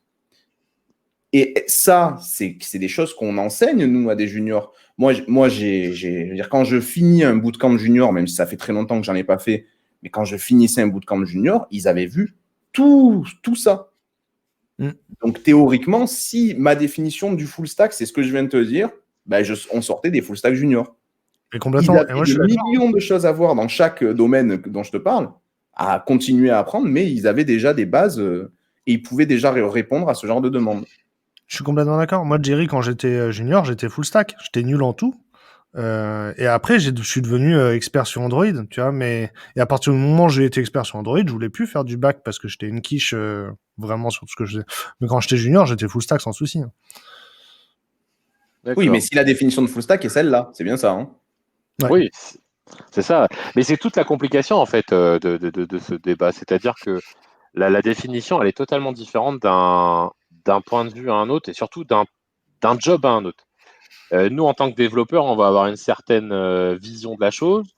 peut-être qu'un product owner ou un chef de projet va peut-être en avoir une autre, un CEO va en avoir une autre, un recruteur il va en avoir une autre. Enfin, en fait, là est la problématique et trop souvent, je pense qu'on mélange full task pour le coup, full stack et multilingue. Et en fait, c'est ça qu'on. Et en plus de ça, tu ajoutes la partie expérience dessus. C'est-à-dire pour certains, être full stack, c'est-à-dire que t'es au-dessus du lead dev, quoi. Et pour d'autres, bah non, en fait, full stack, c'est juste que tu sais intervenir sur différentes choses. Alors après, avec un niveau de maîtrise plus ou moins avancé, parce qu'après, tout dépend de l'annonce et de l'expérience demandée. Mais après, dans l'idée, c'est la complication, c'est qu'aujourd'hui, c'est difficile de dire clairement ce qu'est un full stack par rapport à une autre version. Et moi, ta version me va bien en fin de compte. Hein, Mais ça me fait bien. je pense franchement que c'est une version qui n'est même pas originale. C'est juste Ouais. enfin, c'était la définition à mon époque, en tout cas, c'était la définition d'un full stack, c'était front, Je peux back comprendre. et database, quoi. Ouais, ouais. Est-ce que je peux Donc Damien, j'ai vous jamais poser une changé. question? Je suis chaud. Vas-y, là, m'excuse. Pour moi, Mister pour Damien. moi, le full stack, ça vient d'avant tout quand on a commencé à faire l'avènement de l'agile et du craftsmanship, et qu'une user story, il fallait qu'un dev il puisse la prendre de bout en bout. Et un full stack, c'est avant tout quelqu'un qui sait intervenir partout, mais qui est pas expert en tout. Et je me rappelle quand j'étais chez Trip and Drive, moi avant, je me vendais en tant que freelance sur Android et je disais que j'étais full stack parce que je savais faire des backs en Rails. Quand je suis arrivé chez Trip and Drive en tant que salarié, le back c'était du Spring et du JPA. C'était un autre sujet. En attendant, les devs du bac, ils m'ont dit, écoute, on n'a pas le temps de faire les routes que tu nous demandes. Tu prends le projet sur ta machine et tu fais du JPA et du Spring. J'avais jamais vu Spring et JPA, mais j'ai réussi à faire ce que je voulais. Au final, JPA, ça ressemble vachement à Active Records. J'ai copié-collé la route du dessus, je l'ai mis en dessous. J'ai demandé au lead dev à côté, vas-y, avant que je pousse en prod, ça ressemble à quoi? De toute façon, la mise en prod, il y avait quelqu'un qui devait rester à côté pour tuer la BDD à la fin. Sinon, elle se reconnectait pas sur la nouvelle application. Donc, je risquais pas de péter les choses, tu vois. Et j'ai fait mes routes moi-même. Ça a pris plus de temps, mais ben, même si je savais pas faire de Spring, j'ai sorti le matériel et je suis allé dans le code. C'est ça un full stack au final. C'est pas non plus un domaine de compétence ou une expertise, quoi. Ouais, est-ce que c'est pas un couteau suisse finalement? Un En couteau fait, c'est suisse pas du code, hein, je parle. c'est pas le couteau suisse parce que full stack c'est pas une compétence, c'est une posture. C'est peu importe le niveau de la stack de mon entreprise ou mon projet, je suis prêt à intervenir dessus et je vais résoudre le problème, quitte à appeler quelqu'un pour qu'il m'aide à m'aider à résoudre le problème, tu vois. Ça veut dire que dans l'équipe qui est organisée avec une posture full stack, c'est une équipe qui va pas dire ben pour faire telle user story, lui il fait le front, lui il fait le back et lui il fait la BDD. D'accord? Lui il prend la story, il la fait et il la met en done. Sachant, Damien, tu me corrigeras qu'il y a plein de boîtes qui ont un certain mode de fonctionnement où, malgré tout, ces rôles sont toujours divisés, où on a un intégrateur de génie et c'est lui qui fait tout, et on a un dev de génie et c'est lui qui fera le bac, et on a un gars qui est vraiment très calé sur le requêtage des données, etc., et qui va s'occuper de cette partie-là. Ouais. Donc ça peut aussi, tu peux très bien retrouver des boîtes. Moi, j'ai un très bon pote formateur qui n'est que intégrateur. Mais par contre, il va te massacrer ta maquette en 2 secondes et il va te la faire pixel perfect. Un truc que moi, même en me positionnant à l'époque full stack, je dirais bon les gars, pixel perfect, je veux essayer si vous voulez, d'accord, mais on peut tenter, tu vois. Mais si c'est pas ta spécialité, tu vas être forcément moins bon, quoi. Ça prend de ça. Et en fait, pour moi, dans une équipe où il y a des gens qui sont full stack, il y en a forcément un qui est meilleur en front, un qui est meilleur en back, un qui est meilleur Ah oui. en ci, en ça. Et bien sûr que il y a des stories qu'on va filer à quelqu'un parce que c'est une story qui est principalement front et cette personne-là, elle est meilleure en front. L'important, c'est que dans le chaos du sprint, ce soit pas défini avant et ça vienne naturellement, tu vois. Et même si moi j'ai pris une story front alors que je suis mauvais en front, ben peut-être qu'avant de la pousser ou de la passer en down, je vais demander conseil à la personne qui est identifiée comme la bonne personne en front dans une équipe. Et ça marche avec les DevOps aussi. Hein. Les DevOps, ils sont pas experts en cloud, ils sont pas experts tous en base de données, etc. Hein. Les DevOps aussi, ils ont des spécialités. Il y a des experts et ils s'aident les uns les autres dans une équipe. Quoi. Et à We Love Devs, moi j'aime bien dire que, alors nous déjà on n'a pas de back-end, on est quasiment que en serverless. Alors c'est une façon de dire qu'on n'a pas de back-end, mais du coup il y a personne qui est spécialisé sur Node ou sur MySQL, etc. Et ce que j'aime bien dire, c'est que dans l'équipe il faut des devs qui veulent du beau code et des devs qui veulent des belles interfaces. Et donc les devs qui veulent des belles interfaces, nous on attend à ce qu'ils fassent des Figma ou qu'ils fassent des. C'est quoi le truc de Google qu'on utilisait avant Figma? Je sais pas. Sketch? Non. Sketch, si c'est ça. Qu'ils Ouais, c'est fassent un ça, sketch, Sketch. etc. Voilà, qu'ils arrivent à présenter des mock-ups, même s'ils font des dessins sur des crayons avec un crayon en papier, c'est cool, et que derrière ils l'intègrent et qu'ils le présentent. Et un dev qui fait du beau code, je veux qu'il soit capable de comprendre la config du Webpack, m'expliquer pourquoi ça déploie, et que ce soit lui qui dise à l'autre, attends là t'as pas fait le TypeScript, j'ai mis un linter, t'as pas validé, pourquoi tu fais du moment no verify, tu vois. Et après il y a moi, je suis nul dans les deux côtés, je viens, je fous le bordel, je git checkout sur le master et je push et je me fais défoncer. Bah, comme je suis toujours propriétaire du projet GitHub, ils peuvent pas m'interdire de pusher sur master. Ah ouais, d'accord. Ah, ils doivent être contents quand il fait ça. Non, c'est interdit et en plus ça casse toutes les sessions en prod, donc j'ai plus le droit de le faire. Ah bon, écoute. Et des fois Non, je mais fais. après, Mais oui, bon voilà, du coup. Ah pardon, Ouais. excuse-moi Adam, vas-y, excuse-moi. Vas-y, c'était pour répondre à la question de DevLopsy sur comment on voyait les choses. Et du coup, ouais, on est sûrement tous full stack parce qu'on sait tous faire du JavaScript et il y a que du JavaScript chez nous, quoi. Ah ben c'est bien ça, hein. Au moins c'est tranquille. ouais, bah, Ouais. oui, parce qu'à partir du moment où tu fais du Node en back et que tu fais du React en front, parce que vous c'est React en front. C'est React en front. Aujourd'hui, il y a 25% de TypeScript dans la base de données, dans la base de code. Et les Cloud Functions, elles sont toutes en. C'est pas du Node, hein, c'est du simili-Node, mais ça reste du JavaScript, quoi. Oui, Qu'est-ce c'est qu'il y a, ma des fonctions cloud, oui. Ouais, mais il reste un serveur Node qui fait le server-side rendering pour le React, parce qu'on n'avait pas Next, vu que on existait avant Create React App et Next. Donc nous on a commencé avec un boilerplate. Alors ça c'est une question, alors c'est une aparté, hein, mais c'est une conversation que j'avais il y a quelques jours. Vous n'avez pas eu trop de problématiques au niveau SEO avec du Node, enfin que du React en front Si, on en a lâché les bulles. Hein. Mais sans, en fait, comme il n'y avait pas Next à l'époque, justement. faut bien comprendre que déjà, moi, à la base, j'ai pas fait exprès de monter Wheel of Devs. Je voulais pas faire ça. Moi, à la base, j'ai acheté un nom de domaine. Ça a mal entendu, on sait jamais, ça peut passer. Hein. J'ai acheté le nom de domaine, je cherche un dev.fr le 25 décembre. Je me suis dit, il est dispo, il vaut 6,90 €. Je vais forcément en faire quelque chose qui vaut plus que 6,90 €. Et j'ai fait 50 € de chiffre d'affaires dans les 24 premières heures. Je me suis dit, vas-y, c'est rigolo. Et ensuite, ça a pris une dimension autre. Et on a commencé à faire du React parce que déjà, moi et mon associé, on était tous les deux dev mobile et faire du web, ça nous arrachait la tête. Donc, avec Material UI et React, on faisait des POC. On a rajouté et en fait au début la première feature qu'il y avait, c'était une forme de CVTech. On n'avait pas besoin d'indexer du contenu. C'est après qu'on est devenu un site de contenu et que là on s'est rendu compte que c'était compliqué. Donc toute la partie blog, elle est faite avec WordPress chez nous. Ouais. Du coup, le en PHP mode API ou non, le front c'est à WordPress, mais il y a Cloudflare devant qui fait que ça marche parce que sinon ce serait très très lent. Et le job board est toujours fait avec React, etc. Et par contre, les devs, ils sont devenus des brutes parce qu'on a mis du JSS aussi. Donc le JSS, il faut que le conteneur dans le server-side rendering soit exactement nommé de la même façon que validrater le client. Et c'est pour ça que d'ailleurs, si je mets en prod, je pète les sessions parce que le serveur, il va plus être en phase, il va plus rendre de la même façon que le client. Et donc, on peut avoir des décalages et ça explose simplement ça quand tu fais ça. Donc oui, ça a été compliqué. Mais à la fin, ça marche. Et il faut voir que toutes les pages entreprises sont indexées correctement. Elles nous ramènent du trafic tous les mois, etc. Et on a autant de trafic que les principaux concurrents qui viennent du SEO. Et c'est ouf la performance. Vous pouvez aller voir la nouvelle version des pages entreprises. C'est du 500 millisecondes. Je l'ai vu dans ton dernier live mercredi là. C'était pas mal. Ouais, c'était pas mal. Mais ouais, enfin c'est toujours un particulier et c'est vrai qu'aujourd'hui maintenant tu as quand même pas mal de choses qui te permettent et notamment Nuxt sur Vue et puis Next sur React qui te permettent justement de travailler un peu mieux ça, mais c'est un peu la problématique des frameworks et des librairies front qui sont pas toujours optimales là-dessus. Donc pour toi, pour revenir sur le sujet, donc pour toi un dev full stack ça n'existe pas quoi.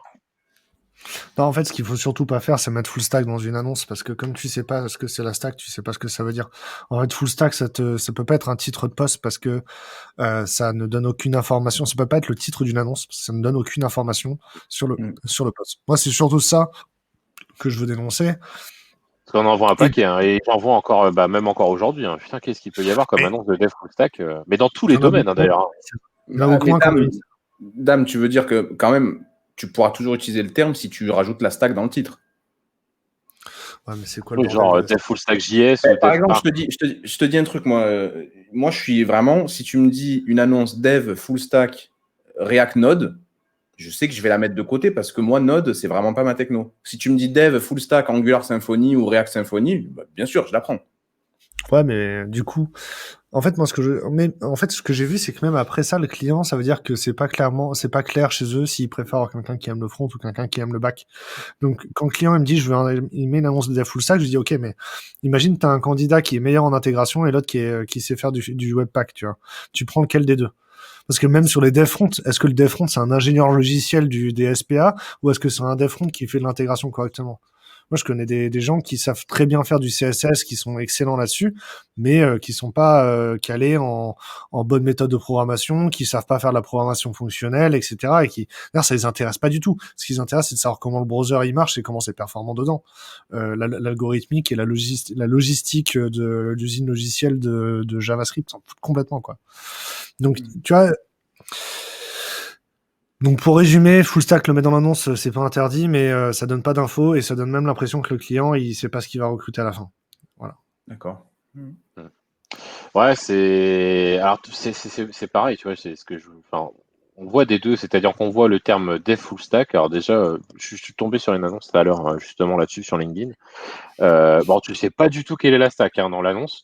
C'est marqué dev full stack, donc tu sais pas si c'est du PHP, du Java, du Node, du Python, et en front, tu sais pas du tout ce qui se passe. Et au cas, tu en as d'autres qui sont un petit peu plus précis, qui vont te dire, ben, on cherche un dev full stack React Node, comme tu disais tout à l'heure, Ouais. ou Laravel Angular, ou Symfony React. Enfin, Symfony React qui est très souvent demandé d'ailleurs dans les annonces que je peux voir. Mais et du coup, c'est un petit peu plus clair. Mais est-ce que au final, le dev full stack, c'est pas un terme marketing plus que fonctionnel en réalité, quoi? Moi, je pense que le dev full stack, il a été surtout marketé par des freelances qui voulaient se surcoter, tu vois, et dire qu'ils pouvaient prendre un projet de bout en bout sans appeler un autre freelance qui fasse le back. Ce qu'il faut entendre quand tu vois un non-tech qui met dans une annonce cherche un dev full stack, ce qu'il faut entendre, c'est qu'il a de budget que pour une personne et qu'elle devra tout faire. C'est tout. Ils ont juste pas les moyens d'avoir un dev front et un dev Mmh. back. Bah, c'est exactement ce que je disais. On en parlait à l'époque. Bah, je crois que c'était avec Charlie d'ailleurs. Enfin, moi, c'était ma vision de la chose, c'est-à-dire que enfin, au gros, c'est un terme qui a été pas inventé, mais qui a été propulsé en avant parce que économiquement parlant, ça permettait d'avoir quelqu'un qui pouvait se débrouiller à la fois sur le front, à la fois sur le back, et qui coûtait moins cher que de prendre un dev front et un dev back, parce C'est qu'un dev exactement back ça. et un dev front, ouais, c'est ça.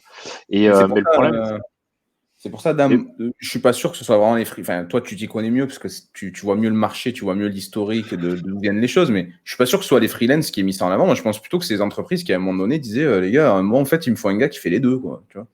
ouais, puis Parce que Mais les peut-être, deux, bon, prendre c'est deux devenu gars en très à front, la mode avec les bootcamps aussi, hein. Les bootcamps aujourd'hui te proposent des formations de dev ouais. full stack un peu dans tous les mais parce sens que les aussi. Donc, bootcamps s'indexent sur ce dont les ah oui, bah c'est entreprises ça, ont c'est besoin, ça. entre guillemets. Mais les freelances, ils l'ont promu pour se différencier des agences et expliquer que tu peux faire appel à un freelance par rapport à une agence. Et c'est devenu maintenant une expression, une façon, un vocabulaire qu'utilise le client pour exprimer son besoin. Il y a des deux. Hein. Alors, moi, j'étais free en 2013, tu vois, et en 2013, je devais expliquer à mon client ce que c'était full stack et pourquoi, en prenant un freelance qui est full stack, il gagne de l'argent, etc., machin chouette. Euh, Aujourd'hui, il est arrivé à un point où les clients, ils arrivent maintenant, ils veulent tout de suite un full stack parce qu'ils n'auront pas le budget pour prendre deux personnes.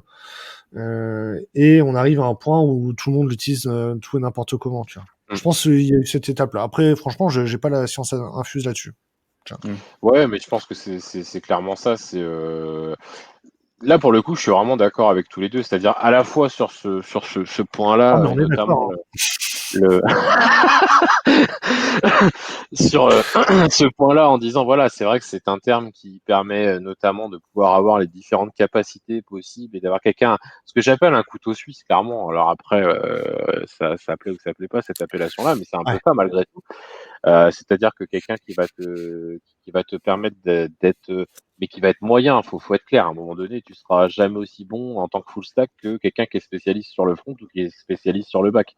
Et puis, je pense qu'il y a aussi une autre Chose à voir, c'est la sensibilité parce que moi, je reste partisan de dire que pour faire du front, il faut quand même avoir une certaine sensibilité à l'UX et éventuellement artistique un petit peu. Il faut avoir un petit côté créateur en soi. Sur le back, il faut quand même avoir une logique un peu plus poussée, algorithmie et un petit peu plus poussée, vraiment développant, clairement, quoi. Et quelqu'un qui... ah, tu peux avoir des gens qui arrivent à s'adapter un petit peu aux deux, mais qui feront jamais aussi bien que l'un ou que l'autre. Et auquel cas, demander à un pur dev back de lui demander de faire du front, Ouais, mais si ça a t'as quoi pas comme envie de sens faire une crise d'épilepsie quand tu vas sortir le site, c'est compliqué, quoi. En vrai, aujourd'hui, avec les SPA, tout le métier, il est dans le client. Du coup, ton développeur logiciel, ton concepteur développeur d'application, il fait du client au lieu de faire du back, tu vois. Effectivement, l'intégrateur, il fait de la cosmétique et il a besoin de savoir concevoir du produit, des belles expériences. Mais non, il y a un peu un raccourci qu'on a pris du genre le métier, il est côté back. Et les dev back, c'est des gens qui savent faire de l'algorithmique et du code, mais du logiciel métier ou du logiciel de gestion. Et les dev front, ils font des belles choses. C'est un Dev raccourci. front, c'est un métier qui est quand même relativement récent, si on regarde bien. C'est clairement, moi qui ai commencé le web en 2008-2009 dans l'intégration. Au final, moi, la plupart des premiers dev front que j'ai vu arriver vers 2013-2014, c'était des anciens intégrateurs web designers qui ont acquéri quelques logiques de JavaScript et d'algorithmie, et avec notamment jQuery et en plus, etc. Et puis par la suite, qui ont continué à évoluer vers Angular, etc. Mais au départ, c'était un peu ça. Le dev front, c'était l'intégrateur plus, quoi. C'est le mec qui était capable de faire quand même des choses un peu plus poussées que de l'HTML et du CSS, quoi. Et aujourd'hui, c'est Ah devenu bah un moi, métier à part. quand j'ai commencé à faire du web, je savais pas faire de JavaScript, hein. Pour moi, JavaScript, c'est une nouvelle frontière à passer pour aller rajouter des animations au-delà du CSS Blink, hein. Ouais, bah c'est Euh, ça. Alors maintenant, et c'est beaucoup plus on faisait simple du qu'il y a PHP 10 pour ans. dynamiser les sites web, hein. Au début, on voulait faire du web dynamique en faisant du PHP, tu vois. Maintenant, ça nous paraît évident de faire du JavaScript en premier, tu vois. jQuery, ça n'existait pas quand j'ai commencé à faire du web. C'est arrivé Ouais. après aussi, tu vois. T'as commencé en quelle année, toi, Damien? Moi, mes premiers sites web, je les ai faits, j'avais 12 ans, 11 ans, 13 Ah ans, ouais. j'étais au collège, tu vois. Donc, Ça fait faire partie du des PHP, chanceux c'était qui avaient un cool. ordinateur chez eux à la maison. Ouais, j'étais le mec qui utilisait les 20 heures de connexion club internet pour. Ah, Pour... AOL, avec les disques AOL, ou que t'essayais parfois d'en choper à la bibliothèque ou au CDI du collège pour essayer de ramener chez toi. Sans déconner, genre mes parents, ils pensaient que les bugs de l'ordinateur, ils étaient liés à cause de moi, tu sais, parce que genre il y avait la défaillance de la lib CPP, du coup, ah CPP, c'est toi Damien, j'ai vu ton livre. C'est toi, t'as foutu en l'air l'ordinateur de la famille avec tes conneries. Non, non, c'est un programme qui affecte 3 variables en C, quoi. C'est pas moi, hein. J'utilisais devcpp, tu sais. J'ai Ouais. installé devcpp. Ah bah du coup, libcpp, il est en erreur sur Windows, maintenant c'est de ta faute. Mais non.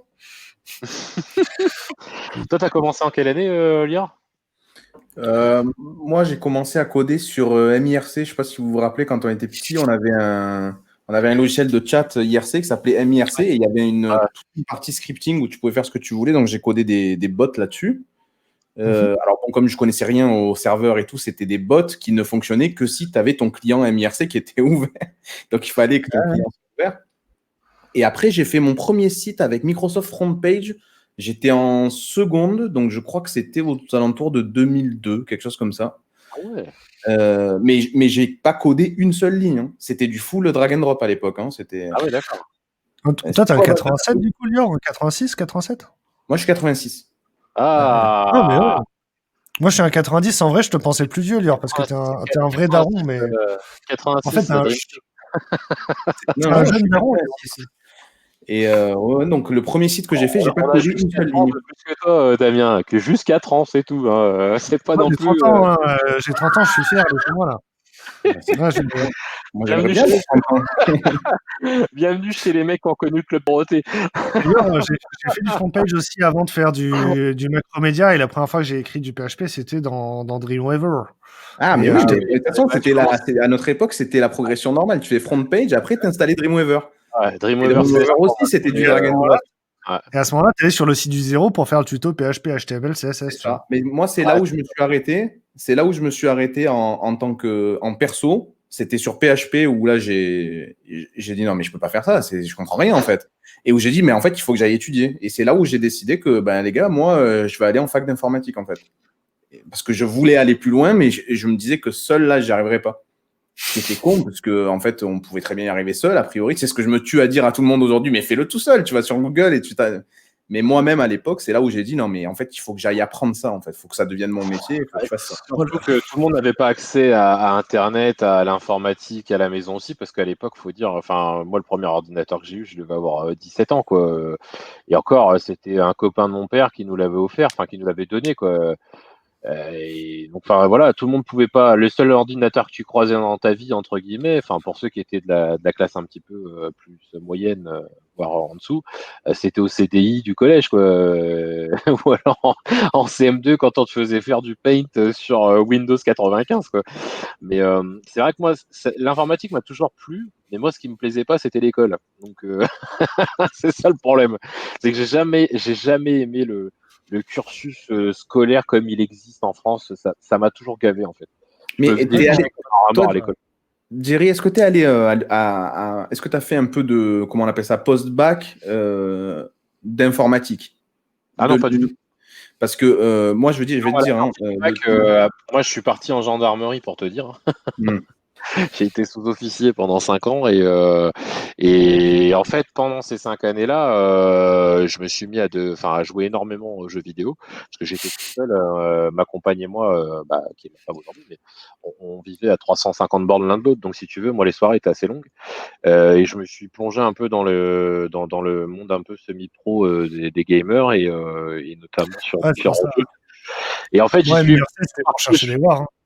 Parce que j'avais une team et qu'avec la team, on voulait se faire connaître de plus en plus. Il fallait un site internet et en fait, j'ai appris Photoshop et ainsi de suite. Donc, j'ai commencé en 2008 en tant qu'autodidacte et quand je suis sorti de gendarmerie en 2010, j'ai passé un titre d'infographiste multimédia où j'ai fait une formation d'1 an où là, j'ai été formé sur toute la suite Adobe, l'HTML, le CSS. Alors, c'était HTML4 et CSS2 à l'époque, hein, avec les bordures rondes qu'il fallait faire en coupé. Tu jouais à quoi en 2008 Rainbow Six Vegas 2 et Modern Warfare 1.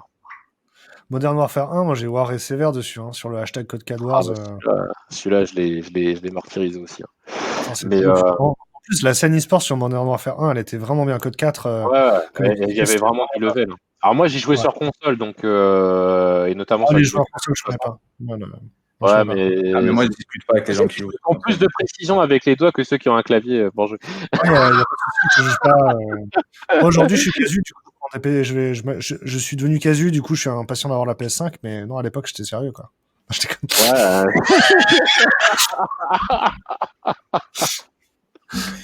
Excusez-moi, les amis. Est-ce qu'on peut se dire que le saucisson est terminé pour ma part? Allez, c'est pour ma part, je pense qu'on a bien résumé. Si vous avez des petites suggestions à faire dans le chat, n'hésitez pas à donner votre avis. On a eu quelques avis par-ci par-là, mais n'hésitez pas un peu à donner votre avis. C'est toujours intéressant, mais c'est vrai que bon, de toute façon, c'est pour le coup la question, elle n'est pas vite répondue. Hein. Il y a plusieurs points de vue et je pense qu'il faudrait se pencher un peu. Ça serait intéressant d'avoir un recruteur et qui explique aussi ce qu'il entend par full stack de ce côté-là parce que c'est toujours assez intéressant quand même. Quand j'en avais parlé à Shirley à l'époque, elle voyait pas du tout la même chose que moi, tu vois. Donc c'était encore un autre esprit. Donc c'est toujours intéressant. Est-ce que vous avez des petites choses à rajouter, les copains? Au revoir. Et rejoignez ITER. Espace pour rejoignez le Discord. Rejoignez le Discord. Il a un Discord qui s'est donné du mal, hein. Ouais. Il y a encore du boulot. Hein. C'est un premier jet. J'ai fait un peu ça à la va-vite avec les copains là, mais il faut savoir que je suis pas tout seul. Hein. Il a fait 800 salons. Il a codé. Il y en avait 169. Il y en avait au total. C'est impossible de savoir qui te parle et où. Tu vois. Le truc, c'est ce que j'expliquais en fait. Si tu veux, normalement, j'ai pas eu le temps d'aller plus loin pour l'instant, mais dans l'idée, ce que je voulais faire, c'était de faire en sorte que, en fonction de ton rôle, et comme tout le monde n'a pas mis son rôle, en fonction de ton rôle, il y a certains salons que tu ne vois pas. Par exemple, si tu es dev front, t'en as rien à faire de voir ce qui se passe chez les graphistes. Tu vois ce que je veux dire? ou chez les mecs qui font du SGBD ou les mecs qui font du data scientist. Mais dans l'idée c'était vraiment de s'adresser à tout le monde. Donc bon, là pour l'instant je réduis un petit peu, j'essaie de me concentrer sur le réseau qu'on a et principalement de développeurs bien sûr. Et puis on grossira au fur et à mesure. Là on est en train de travailler avec Johan et Youssef qui sont mes deux comparses de l'aventure sur un gros projet qui j'espère sortira d'ici 3 mois. Donc vous en parlera un petit peu plus au moment venu. Je vais être clair, hein, j'ai peur de me faire plagier.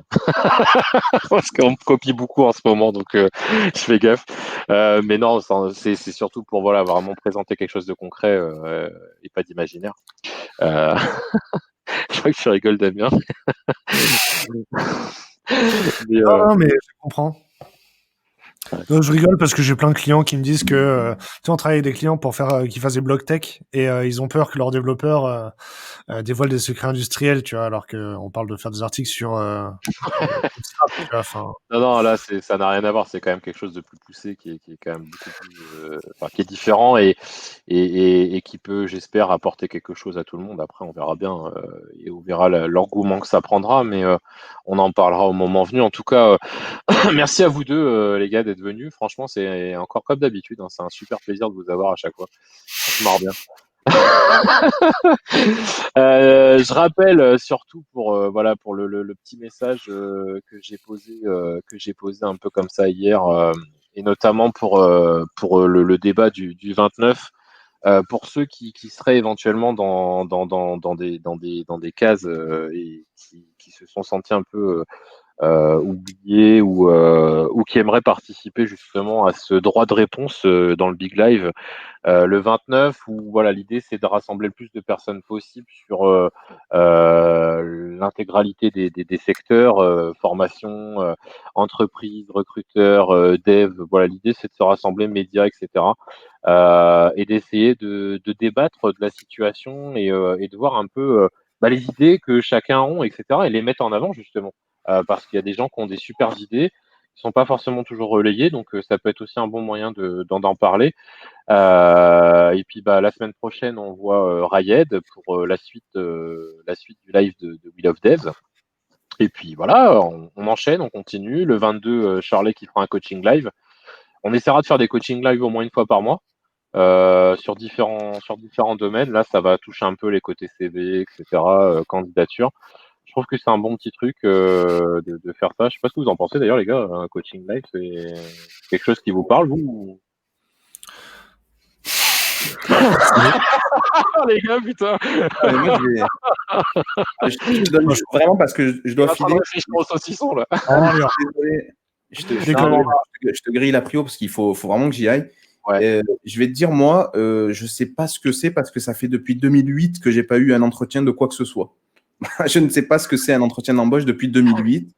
Je n'ai strictement rien à apprendre à aucun étudiant de ce côté-là. Et donc, c'est important, effectivement, s'il y a des recruteurs, des recruteuses, des gens du métier, c'est encore mieux si c'est eux qui peuvent donner des petites astuces, des trucs comme ça, parce que moi, je suis démuni, je peux rien vous apprendre là-dessus. Je n'ai aucune idée de comment aujourd'hui se passe un entretien, quels sont les exercices techniques qu'on pourrait vous y donner, est-ce qu'on vous en donne d'ailleurs? Ça se fait toujours, ça. J'imagine que ça se fait toujours, des entretiens techniques. Noter ensuite, est-ce que les tests techniques, ça sert à quelque chose?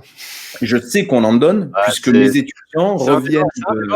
C'est un débat, les tests techniques. Hein, en tout cas, je sais qu'on en donne, puisque mes étudiants reviennent souvent me voir en me disant j'ai eu l'entretien ce matin, regarde l'exercice de bâtard qu'ils m'ont donné, et on essaye de le décortiquer ensemble, de voir comment il aurait pu ou elle aurait pu le faire. Donc, je sais qu'on en donne encore. Bon, à la limite, j'imagine que c'est le moyen le plus simple de tester les compétences de chacun. Mais... Donc, voilà, c'est très bien si tu arrives à avoir Shirley. Alors, ça, c'est encore mieux. Et pour vraiment donner des trucs là-dessus, parce que c'est pas avec les profs de dev au sens prof indépendant, etc., que vous allez avoir forcément de bons conseils là-dessus. Ça, c'est sûr. Ouais, et puis voilà, et puis c'est quelqu'un de très investi, hein, Shirley, on l'a vu, et notamment dans ses différentes interventions, et puis celle qui a déclenché toute une série de réactions au mois de novembre. Hein, c'est quelqu'un de très humain et voilà que j'apprécie énormément. Donc c'est pour le coup, je pense qu'elle va pouvoir apporter un petit peu sa petite touch vis-à-vis de ça, et j'espère que ça aidera plus d'une personne en tout cas. En tout cas, je vous remercie les gars. À moins que Dame avait envie de conclure quand même, le pauvre. Bah, moi, j'ai envie de dire que Shirley est une professionnelle des RH, c'est que je suis convaincu de la valeur qu'elle peut apporter aux candidats. Du coup, ça va forcément être bien. Et je suis très curieux de savoir comment ça va se passer dans le format. Le plus difficile, je trouve que c'est pour le candidat de s'exposer, de se rendre vulnérable devant le public. Donc, Ah, mais c'est un coaching sur un candidat, c'est pas genre des conseils généraux? Non, c'est-à-dire qu'on accueille les gens dans le chat posent des questions et en live, elle explique les choses, voilà. Et éventuellement, s'il y en a un qui veut montrer son CV parce que voilà, ça le dérange pas, etc., on fera un partage d'écran à ce moment-là Ouais. et puis elle pourra donner, intervenir et réagir vis-à-vis de ça. Maintenant, c'est pas une obligation, on respecte aussi la vie privée des gens et c'est pas ça. le but premier. Si ça peut le faire, je te dirais que ça serait le top et auquel cas, j'espère que ça aidera cette personne. Bah, ça, c'est bien. Ouais. Clairement, ouais, c'est chouette. On l'a déjà fait une fois sur l'antenne libre d'avoir quelqu'un qui vient et on l'aide à savoir se présenter en 1 minute. Moi, j'ai trouvé l'exercice fascinant et j'aimerais. C'était pas avec le gars qui était armé de l'air Si, un militaire, ouais. Ah oui, je suis assidu à tes émissions quand même. Totalement. Non, je trouve ça marrant du coup de discuter avec un ancien gendarme. Ça me fait marrer. Ouais, moi aussi, ça me fait bizarre parfois de me dire que je suis un ancien gendarme aussi. Mais bon, ça c'est un autre débat.